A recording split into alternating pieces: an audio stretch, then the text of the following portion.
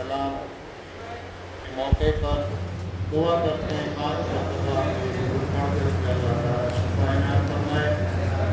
बिस्मिल्लाहिर्रहमानिर्रहीम अम्मा युजीबुल मुस्तारा इज़ा दआ व यक्शिफुस सूअ अम्मा युजीबुल मुस्तारा इज़ा दआ व यक्शिफुस सूअ अम्मा युजीबुल मुस्तारा इज़ा दआ व यक्शिफुस सूअ अम्मा युजीबुल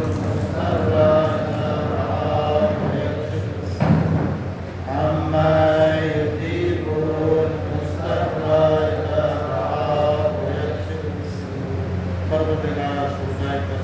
के वास्ते से इस बच्चे को खास तौर से और तमाम के बीमार है खास तौर से अल्लाह ताला उन्हें शिफाए कामिल और आजिल इनायत फरमाए। एक सलवात पढ़ दीजिए मिलजुल करके बुलंद आवाज़ से।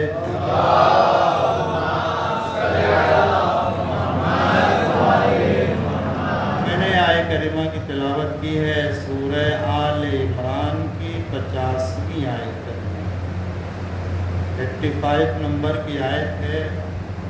इरशाद हज़रत अहदियत हो रहा है वमन यब्तग़ि गैरल इस्लाम दीनन, जिसने भी दीन इस्लाम के अलावा किसी दूसरे दीन को पसंद किया या चाहा तो फलन युक़बल मिन्हु, तो अल्लाह ताला हरगिज़ उससे उस दीन को कबूल नहीं करेगा। वह हुआ फिल आखिरति मिनल खासिरीन, और आखिरत में वो घाटा उठाने वालों में से। आय करीमा के ज़िम्न में मुझे जिस मौजू के तहत अपनी बातों को अर्ज़ करना है आने वाली मजलिसों में भी और मुख्तसर बयान आज की मजलिस में, वो मौजू है दीन और दुनिया के क़वानीन के इम्तियाज़ात। कि दीन का जो कानून है उसकी खुसूसियत क्या है और जो दुनिया वालों के बनाए हुए क़वानीन हैं उनकी क्या खुसूसियत। बात ज़रा दक़ीक़ ज़रूर रहेगी, लेकिन अगर अल्लाह की इनायत और इमाम ज़माना अज्जलल्लाहु ताला फ़रजुल शरीफ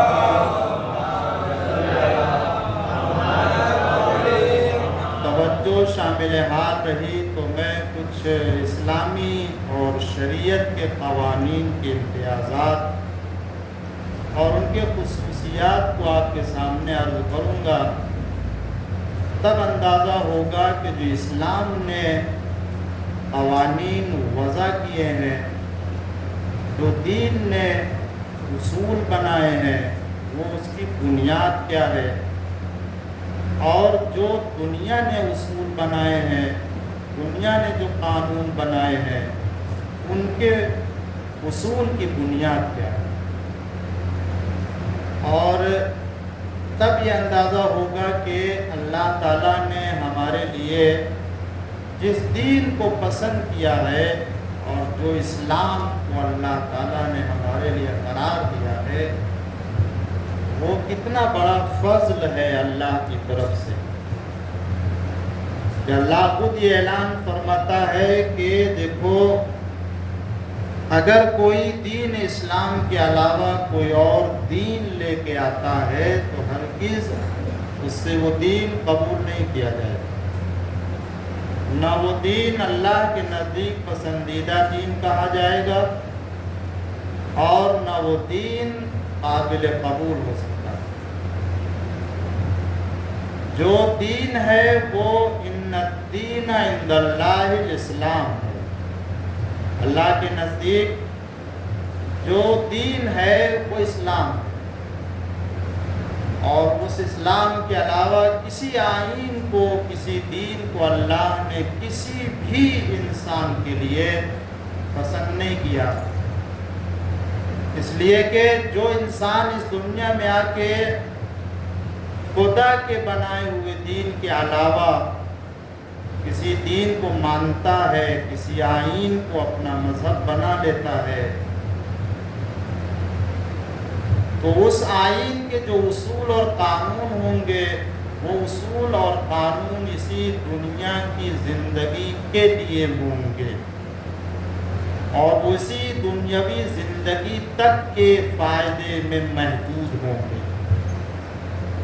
کیوں؟ اس لیے کہ انسان کی نظر اور انسان کی عقل کی پہنچ اس ظاہری دنیا اور ظاہری زندگی سے ہٹ کے نہیں ہے۔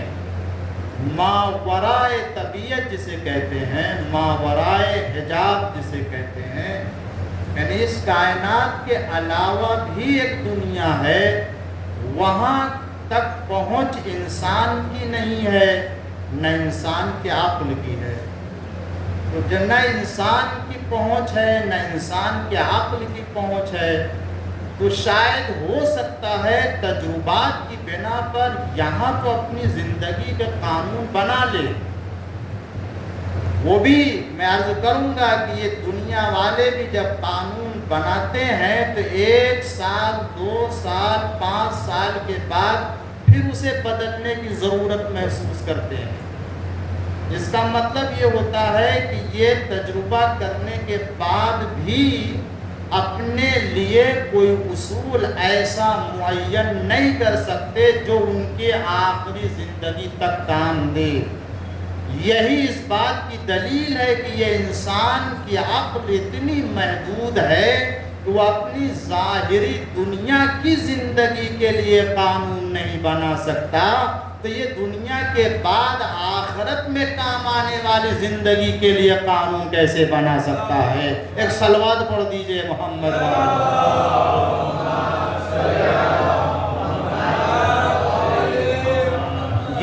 میں نے یہ موضوع انتخاب کیا عزیزان گرامی، کہاں تک میں کامیاب ہوتا ہوں، کہاں تک اپنی بات پہنچا پاتا ہوں، کہاں تک آپ کی توجہ اپنی طرف مبذول رکھتا ہوں، اس لیے کہ اس طرح کے موضوعات بہرحال سننے کے لیے بھی وقت چاہیے، سنانے کے لیے بھی وقت چاہیے اور اس کا بھی ماحول چاہیے۔ انشاءاللہ امام حسین علیہ السلام کی عنایت اور امام زمانہ کی توجہ سے میں اس موضوع کا جو بھی اللہ کی عنایت ہوگی اس سلسلے میں عرض کروں گا، مگر 1-2 باتیں اور کچھ عرض کروں، اس کے بعد وقت رہتا ہے تو عرض کروں گا، ورنہ تفصیلات آنے والی مجلسوں میں عرض کروں گا۔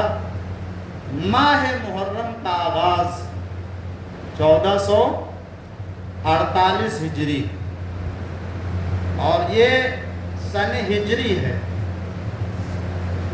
جو اسلامی کیلنڈر ہے وہ ہجرت کے عنوان سے طے کیا گیا ہے، کسی اور عنوان سے نہیں طے کیا گیا، کہ جو 1448 ہجری کا آغاز ہوا ہے۔ نہیں معلوم آخر یہ جن لوگوں نے اسلامی تاریخ کا آغاز کیا اس کی بنیاد کیا تھی، انہوں نے کیوں یہ بنیاد رکھی کہ ہجرت پیغمبر سے اسلامی کیلنڈر کا آغاز کیا جائے اور اسلامی تاریخ کا آغاز کسی اور حیات پیغمبر سے نہ کیا جائے۔ پہلی بات یہ عرض کر دوں کہ پیغمبر اسلام صلی اللہ علیہ وآلہ وسلم نے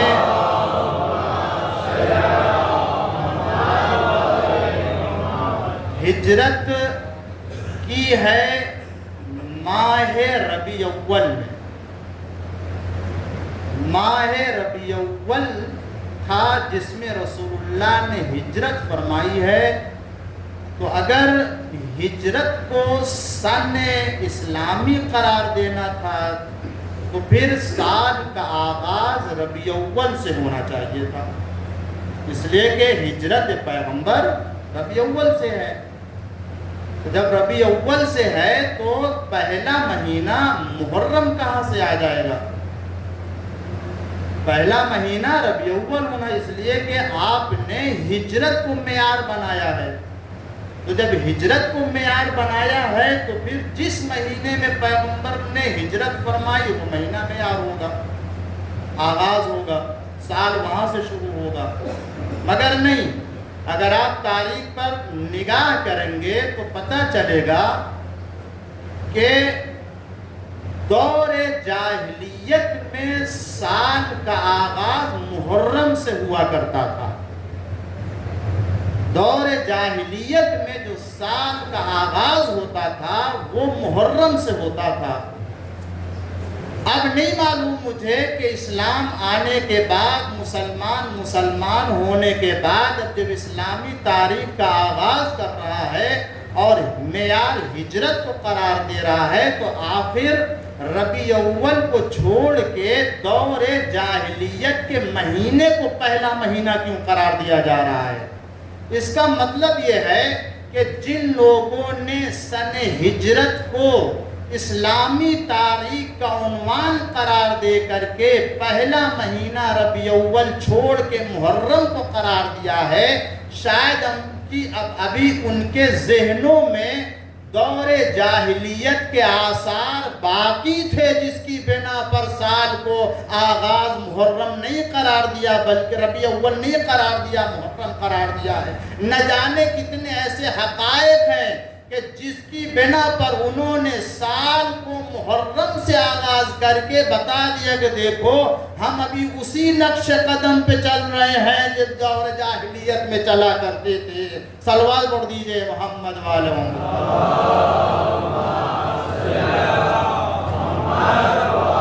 ایک اور صلوات پڑھ دیجئے محمد والے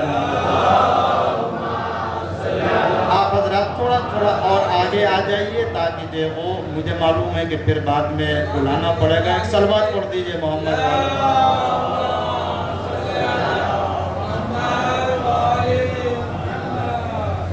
ایک اور صلوات پڑھ دیجئے محمد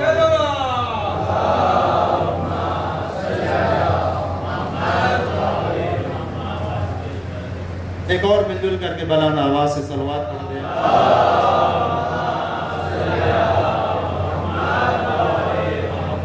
عزیزان گرامی، تو سال کا مجھے نہیں معلوم کیا وجہ تھی، حالانکہ جب ایک عیسوی سال جناب عیسیٰ علیہ السلام کی ولادت سے منسوب سال پایا جا رہا تھا، جس کے ماننے والوں نے عیسوی سال کو بنایا ولادت جناب عیسیٰ سے،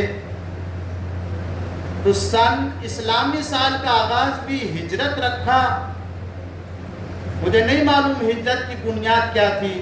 اگر آپ حیات پیغمبر میں دیکھیں گے تو بہت سے مرحلے ہیں، صرف ہجرت ہی نہیں ہے، خود ولادت پیغمبر اسلام اہم ترین واقعہ ہے حیات پیغمبر کا، ولادت پیغمبر اسلام۔ کیا جناب عیسیٰ علیہ السلام کی ولادت سے کم ہے؟ اس کا درجہ کم ہے؟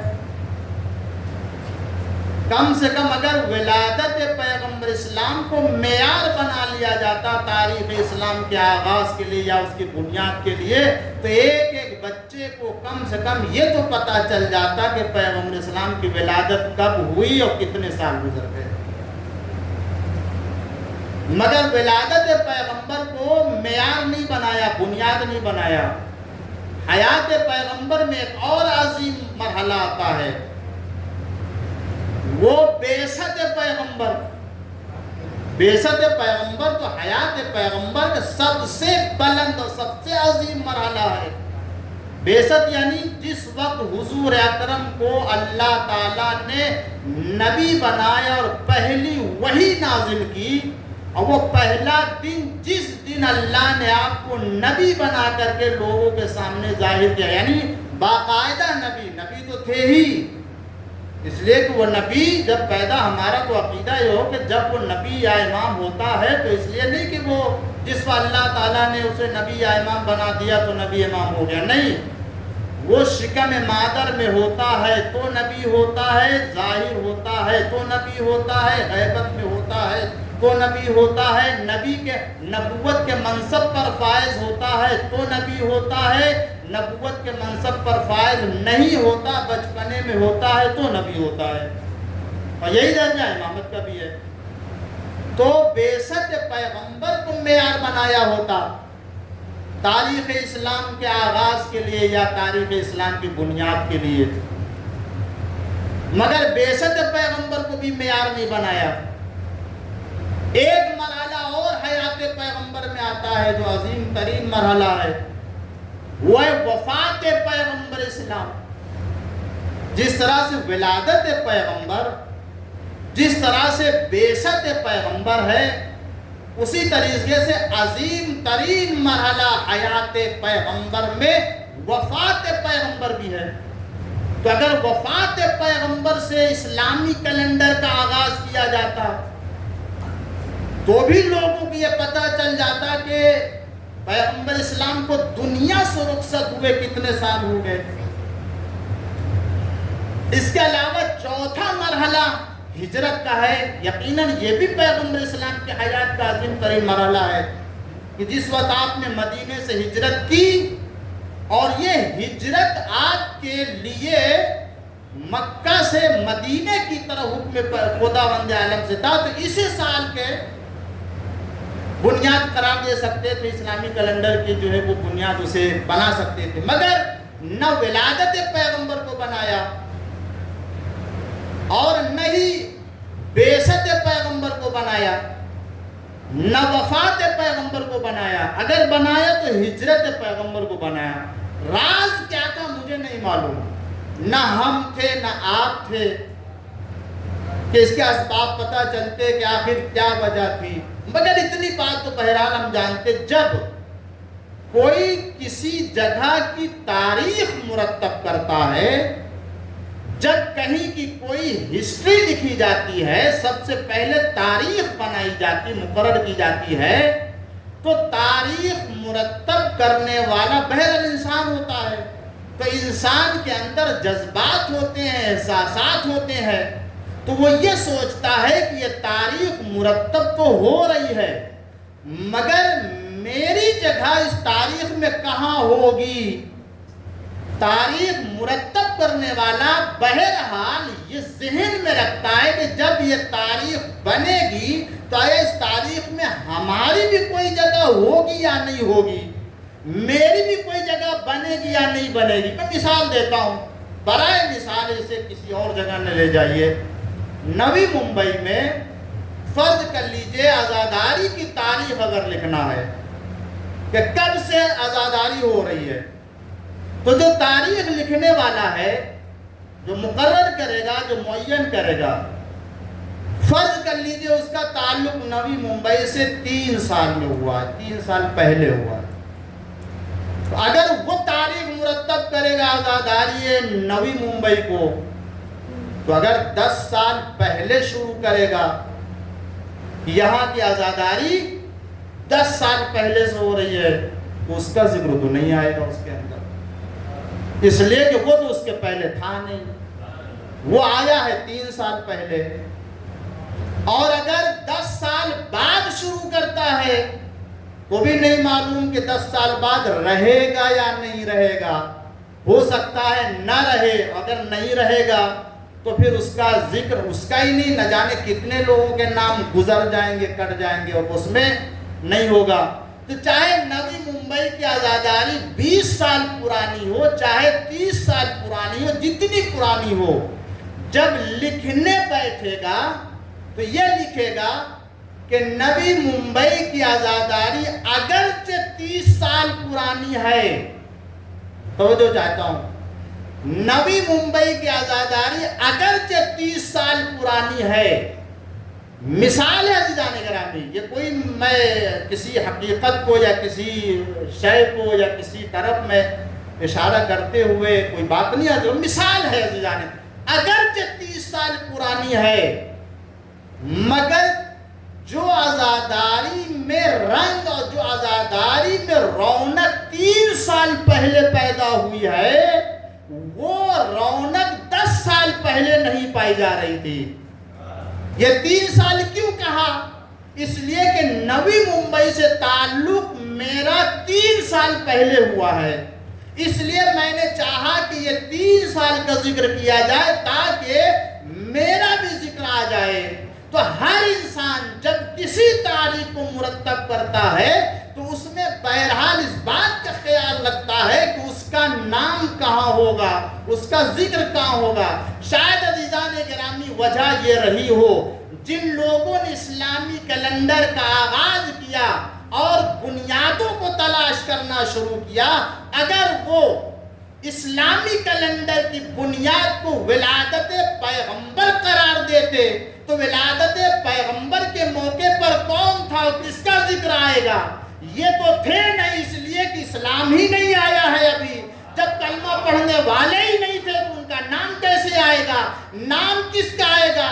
نام عبداللہ کا آئے گا، نام آمنہ کا آئے گا، نام عبد المطلب کا آئے گا، نام ابو طالب کا آئے گا، اس لیے کہ یہی لوگ تھے، ان کا تو کوئی تعلق بھی نہیں ہے۔ اس لیے ولادت پیغمبر کو معیار نہیں بنایا، اس لیے کہ جب یہ تاریخ مرتب کی جائے گی اور معیار اسلامی تاریخ کی بنیاد کو ولادت بنایا جائے گا تو یقیناً کوئی دادا تھا کہ جس کا پوتا آ رہا تھا، کوئی بیٹا تھا کہ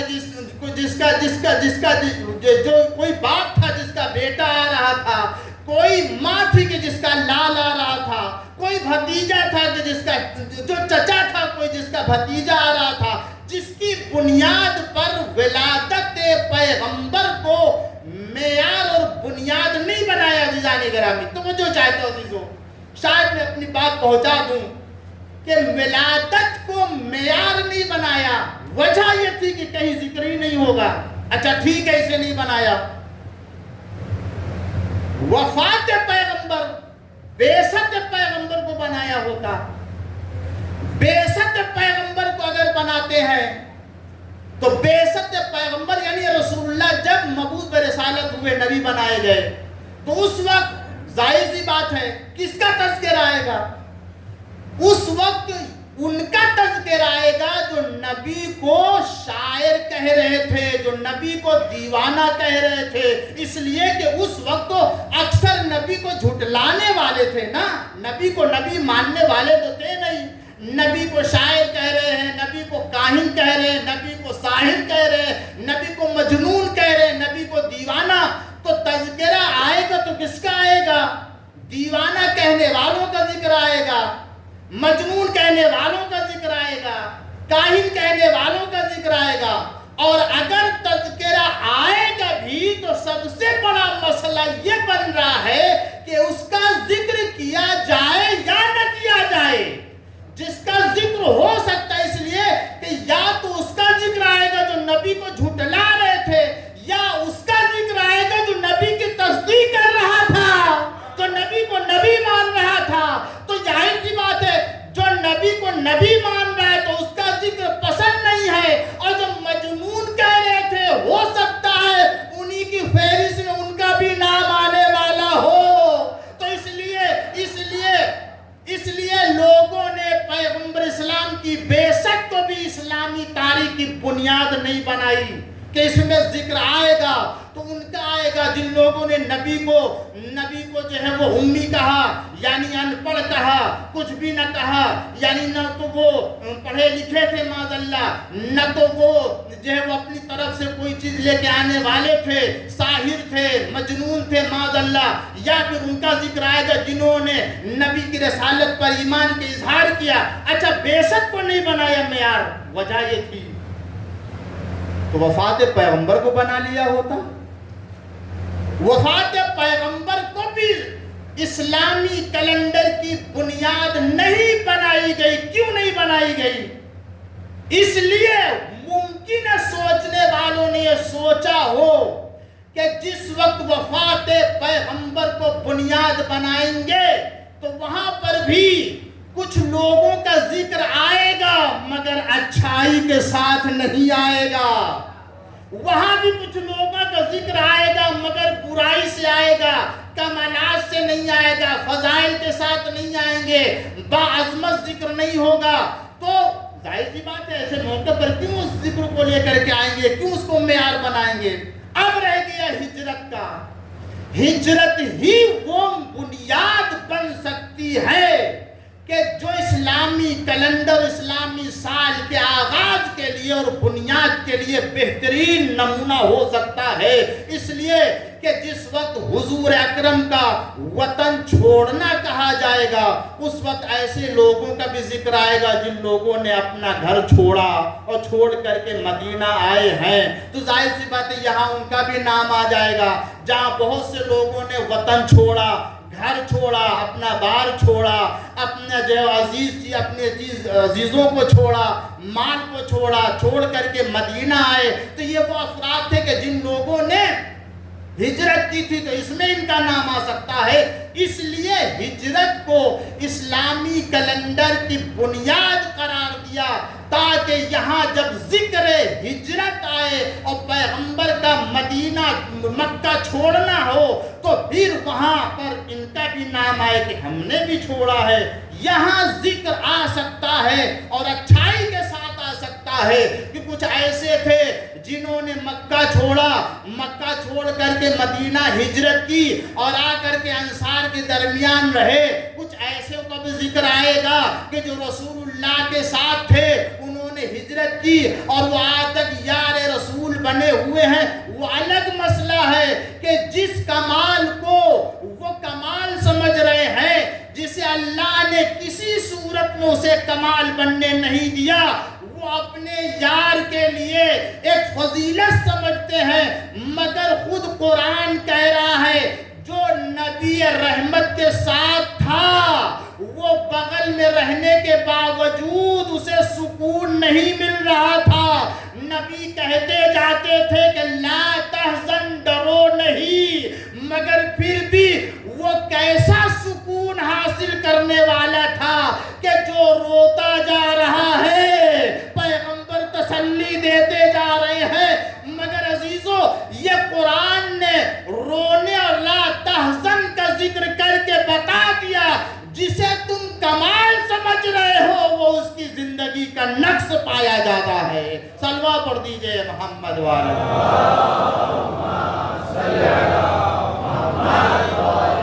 اور اب عزیزان گرامی، یہ تو مراحل تھے ولادت پیغمبر کا نہ بنایا معیار، یہ مرحلہ تھا بعثت پیغمبر کا نہ بنایا معیار، یہ مرحلہ تھا وفات پیغمبر کا نہیں بنایا، مگر الحمدللہ کیا وجہ تھی، کیا اسباب تھے وہ جانتے، مگر ایک بات میں ضرور جانتا ہوں، وہ یہ کہ اب میں ساری اسلامی تاریخوں اور مرحلوں کا جائزہ لینے کے بعد میرا سر فخر سے بلند ہو جاتا ہے اور میں یہ کہہ سکتا ہوں کہ تم دیکھو کہ اسلامی کیلنڈر کی بنیاد کہاں سے رکھی جائے، لیکن الحمدللہ ہمارے لیے کوئی ایسا مرحلہ نہیں ہے کہ میں تلاش کروں کہ اسلامی کیلنڈر کی بنیاد کہاں سے قرار دی جائے، چاہے جس مرحلے حیات پیغمبر کو معیار بنا لیجئے، اللہ نے آل محمد کے لیے وہ کمال رکھا ہے۔ اگر ولادت کو معیار بناؤ گے تو ذکر عبداللہ ہوگا، ذکر آمنہ آئے گا، ذکر عبد المطلب ہوگا، اور کسی مسلمان کا ذکر ہو یا نہ ہو، کسی مسلمان کا ذکر ہو یا نہ ہو، بانی اسلام کو پالنے والے محسن اسلام کا ذکر ضرور ہوگا، جس نے اپنی آغوش میں رسالت کی تربیت کی ہے۔ صلوات پڑھ دیجئے محمد والے محمد۔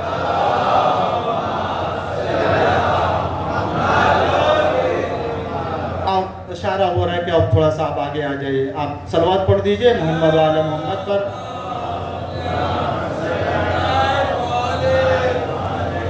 ایک اور صلوات پڑھ دیجئے محمد والے محمد پر۔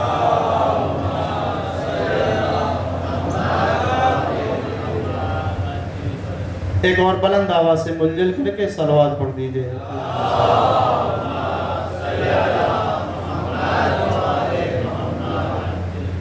تو ولادت پیغمبر کو معیار اگر بنائیں گے تب بھی یہاں اس کا ذکر آئے گا جس نے یا رسول اللہ کو پالا، رسول اللہ کی حمایت کی، اور اگر بعثت پیغمبر ذکر آئے گا جو اعلان رسالت کر رہا تھا، یا اس کا ذکر آئے گا جو تصدیق رسالت کر رہا تھا؟ انہی کا تو ذکر آنے والا ہے۔ اور اگر وفات پیغمبر کو معیار بناؤ گے تب بھی ہمارے لیے کوئی گوشہ تلاش کرنے کی ضرورت نہیں ہے، وہاں بھی کمال اہل بیت ہے۔ اس لیے کہ اگر وفات پیغمبر کو معیار بناؤ گے تو اگر ذکر آئے گا کوئی قبر میں لیٹنے والا تھا تو کوئی ایسا بھی تھا جو قبر میں لٹانے والا تھا، اور اگر دنیا سے رخصت ہونے والے کا ذکر آئے گا تو کوئی ایسا بھی تھا جو کاندھا دینے والا تھا۔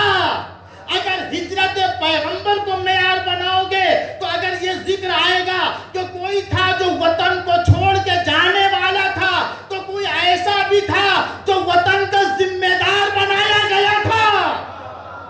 اگر یہ ذکر آئے گا ہجرت کے موقع پر کہ کوئی ایسا تھا جو بستر کو چھوڑ کے جانے والا تھا تو اس کا بھی ذکر آئے گا جو بستر پر لیٹنے والا تھا۔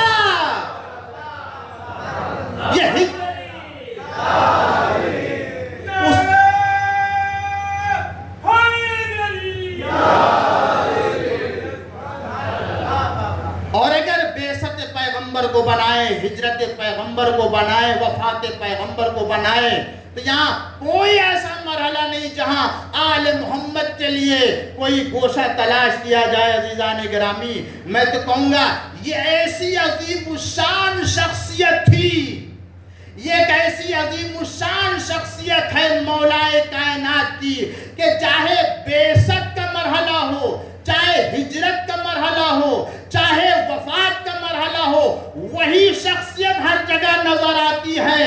اگر بعثت کا مرحلہ آیا تو تصدیق کرنے والا، ہجرت کا مرحلہ آیا تو بستر پر لیٹنے والا، اگر وفات کا مرحلہ آیا تو قبر میں لٹانے والا۔ اور عزیزو یہی وجہ ہے کہ آپ نے تو ایک ذکر سن لیا، لیکن ہمیشہ جب کوئی اچھا ذکر ہوتا ہے، جب کسی اچھے کا ذکر ہوتا ہے تو اس کے مقابل میں ایسوں کا بھی تذکرہ خود بخود آ جاتا ہے کہ جو اس تاریخ میں شامل ہوتے ہیں۔ میں کہیں اور نہیں جانا چاہتا ہوں، تھوڑی سی مثال دے دوں۔ عزیزان گرامی، آدم کا ذکر ہوگا تو شیطان کا ذکر ہوگا یا نہیں؟ حابیل کا ذکر ہوگا تو قابیل کا ذکر آئے گا نہیں؟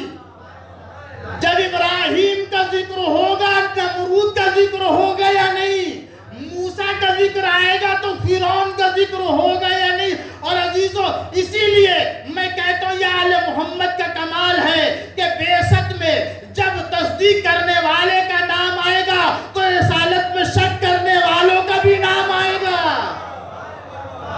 اور اگر ہجرت میں اس کا نام آئے گا جو بستر پر لیٹنے والا تو بھی اس کا بھی نام آئے گا جو رسول کے ساتھ تھا مگر روتا جا رہا تھا۔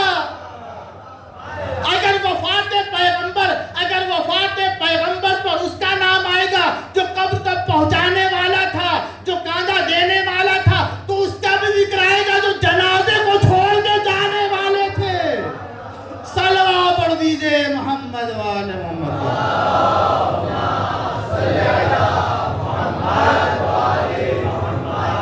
ایک اور صلوات پڑھ دیجئے محمد وآل محمد۔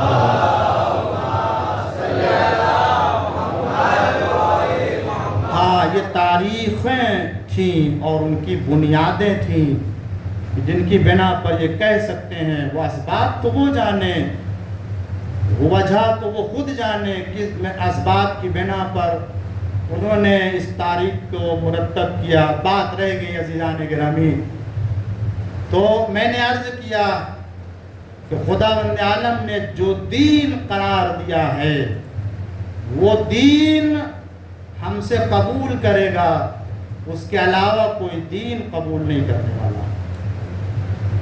پیغمبر سے اب اسی سے میں ایک جملہ عرض کر کے اپنی بات کو مکمل، اور جگہ ہے اب یہاں ادھر بھی جگہ زیادہ نہیں رہ گئی، آپ حضرات آ جائیے آگے تاکہ پیچھے بالکل جگہ نہیں رہ گئی ہے۔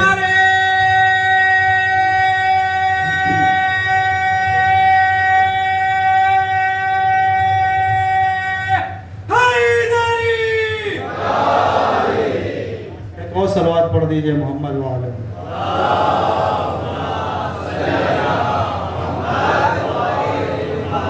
چونکہ اصول اسلام اور فروع اسلام کی خصوصیات کا تذکرہ کرنا ہے، اب دامن وقت میں وہ گنجائش نہیں ہے، مگر آنے والی مجلسوں کے لیے بطور مقدمہ اور تمہید ایک دو جملہ عرض کروں اور اس کے بعد موضوع کو سمیٹ لوں۔ پیغمبر اسلام جب ہجرت کر کے مدینہ آئے تو آپ کو معلوم ہے کہ مکہ میں بھی پیغمبر اسلام نے اس وقت تک اپنی تحریک شروع نہیں فرمائی جب تک کہ علی ابن ابی طالب نہیں آئے،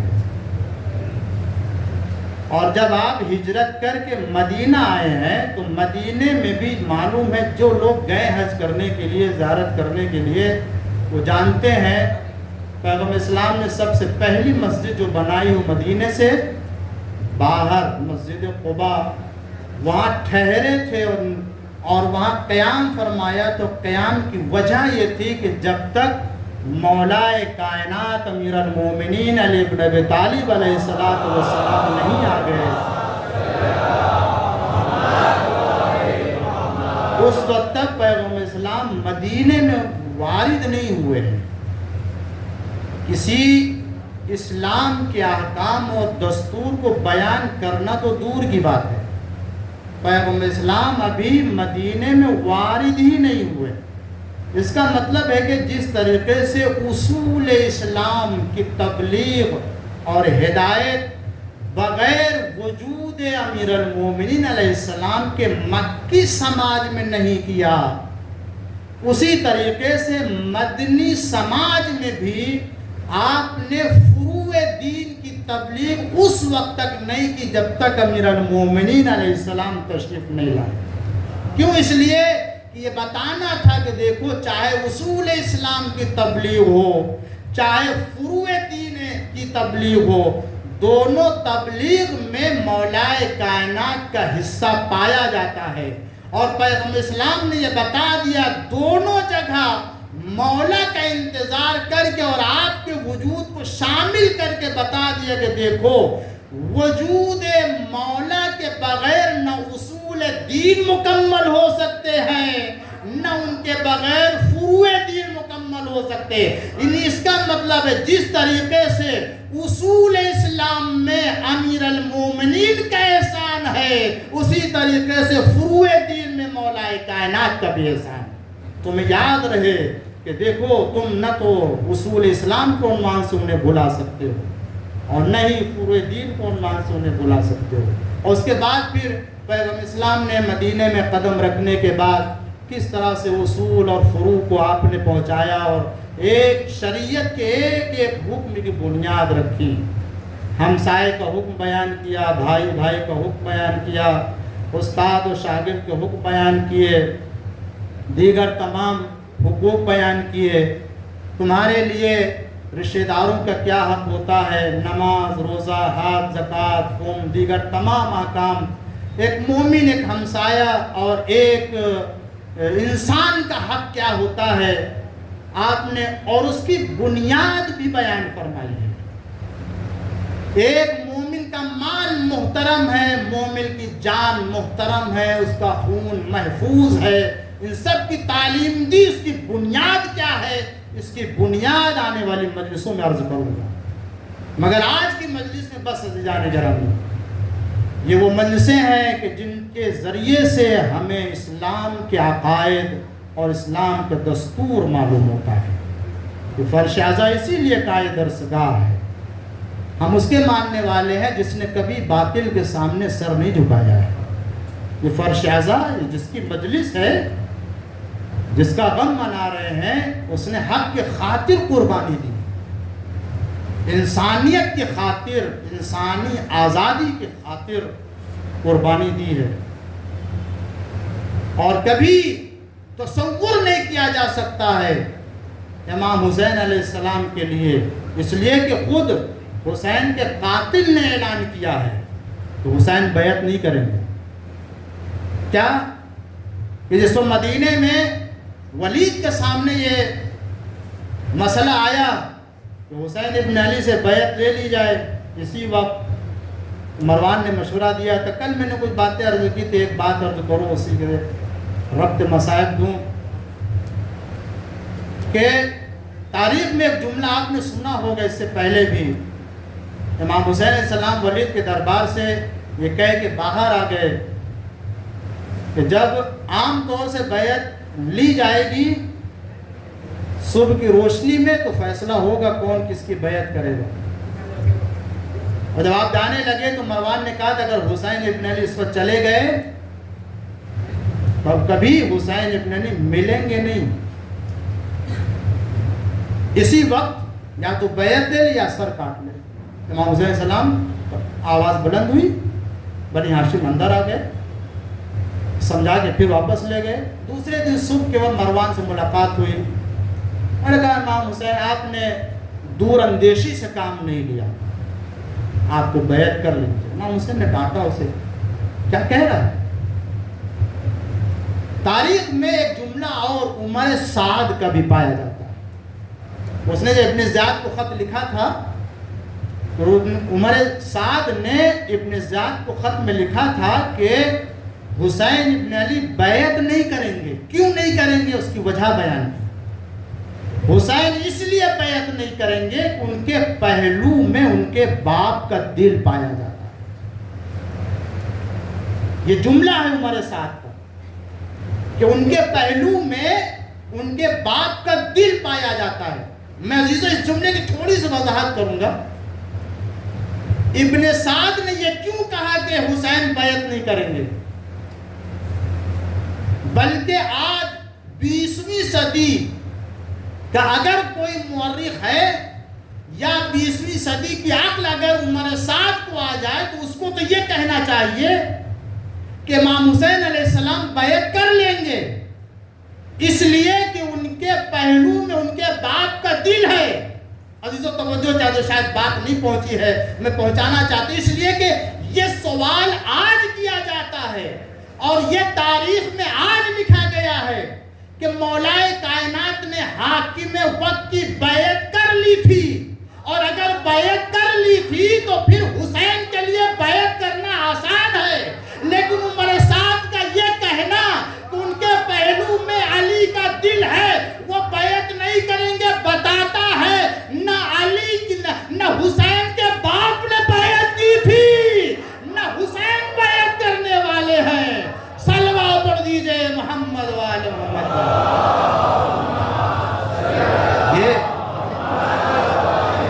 یہ کہنا کہ علی کا دل پایا جاتا ہے اسے تو آسانی سے کہہ دینا چاہیے کہ چونکہ انہوں نے بیعت کی تھی تو اب حسین بھی بیعت کر لیں گے. نہیں، حسین نے آواز دی، نانا کے دین اگر تجھے میرا سر چاہیے تو میں سر چاہیے. ارباب اعزاز، آج محرم کی ایک تاریخ گزر گئی. جانتے ہیں آل محمد علیہ السلام نے کتنا اہتمام کیا ہے. مولا کا چاہنے والا چھٹ روایت ہے، یہ کوئی خواب نہیں ہے عزیزان گرامی، یہ چھٹے امام سے روایت ہے. چاہنے والا جب فضل آ کے بیٹھے تو مولا نے کہا کہ اے فضل تم کہاں سے آ رہے ہو؟ کہنے لگے مولا چاہنے والے آپ کے ایک شیعہ تھا، محب تھا، کہنے لگا محرم کا چاند نمودار ہوا ہے، گھر میں کسی چاہنے والے کی مجلس تھی، میں اس مجلس سے آ رہا ہوں. مولا نے فرمایا اے فضل نور اللہ قلبک، اللہ تمہارے قلب کو نورانی کرے، اللہ تمہیں اجر دے، اللہ تمہارے سینوں کو کشا. 3 دعائیں دی امام نے اسے. مجلس حسین سے آ رہا تھا. عزادارو، آپ بھی اگر مجلس حسین میں آتے ہیں اور خلوص کے ساتھ آتے ہیں تو معصوم کی دعا لے کے جاتے ہیں. آپ یہ نہ سمجھیے گا کہ معصوم کی نگاہیں نہیں ہوتی ہیں. ارباب اعزاز، اس کے بعد چھٹے امام نے فرمایا اے فضل تم نے دیکھا نہیں وہاں جہاں مجلس ہو رہی تھی باہر دروازے کے باہر کوئی بیٹھا ہوا تھا؟ کہا مولا رات کی تاریکی تھی، میں نے دیکھا تو محسوس تو کیا کہ کوئی بیٹھا تھا مگر پہچان نہیں سکا. مولا میں پہچان نہیں سکا. کہنے لگے اے فضل ارے وہ کوئی اور نہیں تھا، میں خود وہاں بیٹھا ہوا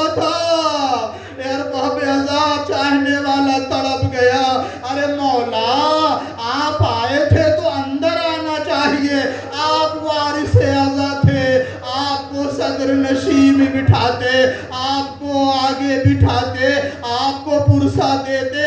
مولا نے کہا ہاں فال، میرا دل تو چاہ رہا تھا کہ میں اندر آؤں، مگر جب میں آیا تو کیا دیکھا، رسول اللہ بیٹھے ہوئے ہیں، علی بیٹھے ہیں، فاطمہ بیٹھی ہے۔ ارباب عزا، یہ فرش عزا مقدس فرش عزا ہوتی ہے، یہاں معصوم آتے ہیں۔ لیجئے ارباب عزا، دوسری محرم کی شب آ گئی، حسین کا قافلہ مدینے سے مکہ، مکہ سے کوفے کے راہ ہوتا ہوا کربلا کی سرزمین پر پہنچ گیا۔ 7 گھوڑے بدلے مگر کوئی گھوڑا آگے نہ بڑھا۔ اے ارباب عزا، پوچھا یہاں کوئی پرانا آدمی ہے رہنے والا، اس سے پوچھا جائے کہ اس بستی کا نام کیا ہے، بلائے گا کیسے؟ اسے شط فرات کہتے ہیں۔ پوچھا مولا نے بتاؤ کوئی اور نام ہے؟ کہاں اسے غازریہ کہتے ہیں۔ ارباب عزا، یہ حسین کیوں نام پوچھ رہے ہیں؟ یہ دنیا والوں کو بتانا چاہتے دیکھو میں بھولے سے نہیں آ گیا ہوں، میں اپنی زمین کو پہچانتا ہوں، میں اپنی منزل کو بھی جانتا ہوں، بتاؤ اس کا کوئی اور نام ہے؟ کسی نے کہا اس کو نئے نوا بھی کہتے ہیں، مگر حسین پوچھتے جاتے ہیں۔ کسی بزرگ نے پیچھے سے بلند آواز سے کہا ارے اسے کرب و بلا بھی کہتے ہیں۔ بس حسین نے آواز دی ہاں ہونا محتر کابنا، اے میرے چاہنے والوں منزل یہی ہوگی، اپنی سواریوں سے اتر آؤ، یہی وہ مقام ہے جہاں ہمارا قافلہ ٹھہرے گا۔ حسین نے آواز دی ہاں ہونا مناخر کابنا، یہی ہماری منزل ہوگی۔ اور اس کے بعد دوسرا جملہ فرمایا اے عزادارو، اے رونے والو، اگر کوئی ایک قطرہ غم حسین میں آنکھوں میں کے آ جائے، اللہ اس کے تمام گناہوں کو معاف کر دیتا ہے۔ یہ غم حسین میں بہنے والے آنسو ہیں۔ اللہ ان آوازوں کے اوپر رحم نازل کرے۔ عزادارو، حسین نے دوسرا جملہ کا ہاں ہونا مذبح اولادنا، ارے یہ وہی سرزمین ہے جہاں ہمارے بچے مارے جائیں گے۔ اس کے بعد دوسرا جملہ فرمایا ہاں ہونا تصبح عیالنا، یہی وہ منزل ہے جہاں بیویوں کو اسیر بنایا جائے گا۔ لیجئے خیمے لگنے لگے، عباس نے خیمے لگانا شروع کیے، زینب خیمے میں آئی، سکینہ کو لیا، جیسی بیٹھی، اے عزادارو سن سکے تو سن لیجئے، جیسی زینب فرش پہ بیٹھی ایک غبار اٹھنے کے بعد زینب کے سر پہ آیا، اور ایک روایت یہ بتاتی ہے کہ زینب نے ایک مشت خاک اٹھانے کے بعد سونگنے کے بعد پھینک دیا، کہا میرے بھائی کو جلدی بلاؤ۔ حسین آئے، کہا اے بہن زینب کیا وجہ ہے؟ کہا اے بھیا، ارے جب میں نے اس خاک کو اٹھایا تو اس سے آپ کے خون کی بو آ رہی ہے۔ حسین نے خواب بیان کیا، میرے بابا نے کہا تھا یہ وہی سرزمین ہے جہاں میرا حسین خون میں غلطہ ہوگا۔ اے زینب، یہ وہی سرزمین ہے۔ اے ارباب عزا، لیجئے حسین نے تو سب مرثیہ پڑھ دیا اور سارے آنے والے واقعات کو بیان کر دیا، زینب نے سن لیا، مگر ارباب عزا حسین نے یہی نہیں بلکہ زمین کو خریدنے کے بعد بنی اسد کے حوالے کر دیا، اور 2 جملہ فرمایا دیکھو ہم غریب ضرور ہیں مگر ہمارے مرنے کے بعد ہماری زیارت کے لیے چاہنے والے آئیں گے۔ دیکھو میں تم سے 2 باتیں کہتا ہوں، پہلی بات یہ کہ آنے والوں کا احترام کرنا اور ان کی عزت کرنا، دوسری بات یہ ہے کہ جب دیکھو ہم قتل کر دیے جائے، ظالم ہمیں دفن نہ کریں گے، تو تم آنا ہماری قبر پہ اور ہمارے ہماری لاش کو دفن کر دینا۔ اس کے بعد تم جاؤ، اس کے بعد عورتوں کو بھیجو۔ عورتیں آئی کہنے لگے اگر تمہارے مرد حکومت وقت کے خوف سے نہ آ سکے تو تم پانی کے بہانے آ جانا، میری لاش کی حفاظت کرنا۔ اس کے بعد کہا جاؤ بچوں کو بھیج دو۔ بچے آئے، کہے میرے بچوں اگر عورتیں نہ آ سکے اور مائیں نہ حاضر ہو تو کھیلتے ہوئے چلے آنا، میری لاش کے اوپر بٹھی میں خاک لے کر کے ڈال دینا۔ اے عزادارو، بس مجلس تمام کر رہا ہوں۔ حسین کو دفن کا کتنا خیال تھا، وصیتیں کر رہے، مگر ہائے غریب حسین، مرنے کے بعد لیجیے عمر سعد نے گھوڑوں کی نال بندی کرائی، سارے لاشیں الگ کر لیے، عباس کا لاش الگ، حبیب کا لاش الگ، اکبر کا لاش الگ، غریب حسین کا لاش، ادھر کے گھوڑے ادھر، ادھر کے گھوڑے ادھر، درمیان میں حسین کا لاشا